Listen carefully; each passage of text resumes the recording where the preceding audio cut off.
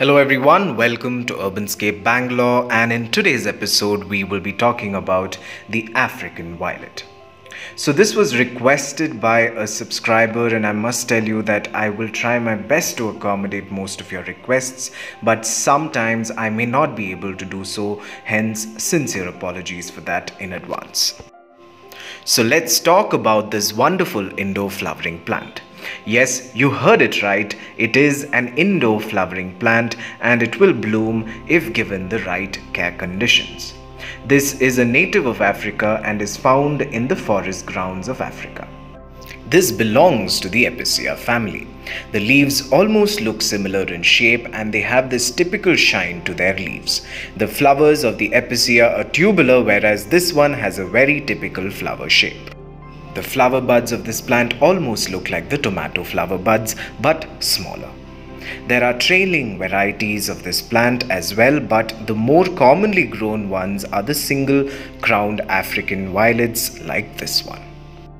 The flowers are found in various colors of blue, violets, purple and even white. The propagation of this plant is with the help of divisions and leaf cuttings. So at the moment we will not be looking at the propagation of this plant, we will look at the propagation in another episode. For now we will just look at how to take care of this plant, because this plant can be a little fussy to grow, hence I will give you some simple care tips with which you can grow this plant very successfully.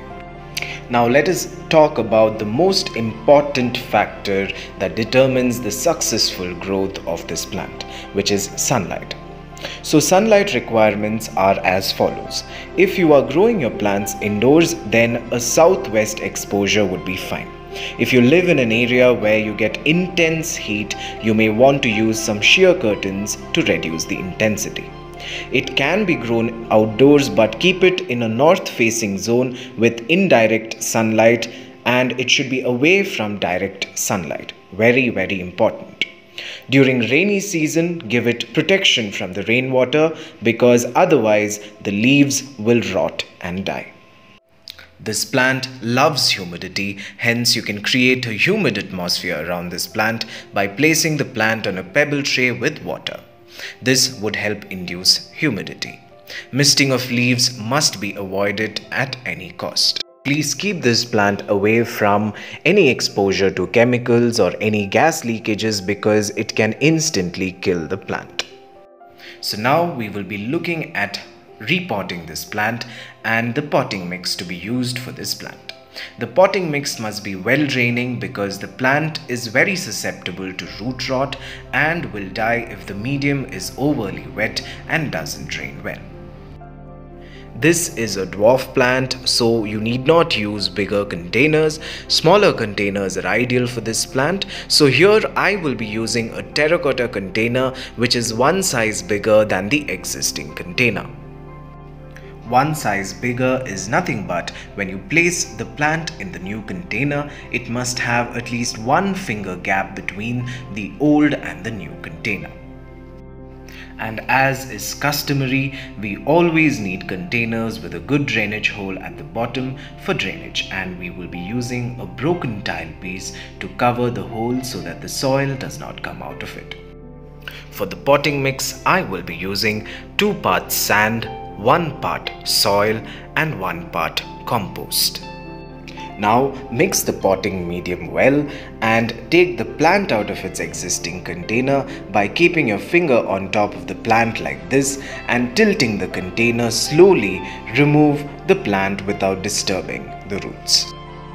Now place the plant in the middle of the container and backfill. Make sure that while backfilling with potting medium, do not cover the crown of the plant. Now let us talk about another important aspect of this plant, that is watering. The plant does not like too much of water, nor does it tolerate less water. So neither should you underwater nor overwater this plant. The biggest killer of this plant is fungal infection due to excess water. The leaves become mushy when exposed to too much water, so do not water from the top. Drench only the soil by lifting the leaves, or you can also keep the container on top of a tray filled with water. The plant will absorb the water through capillary action, and this in turn would prevent the leaves from getting wet.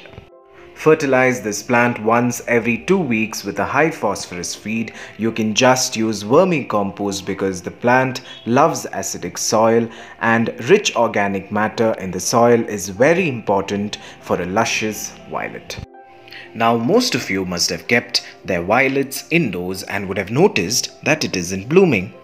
Now, let me tell you the most important feature of this plant. The violets are photoperiodic. It needs at least 8 hours of darkness to repeat bloom.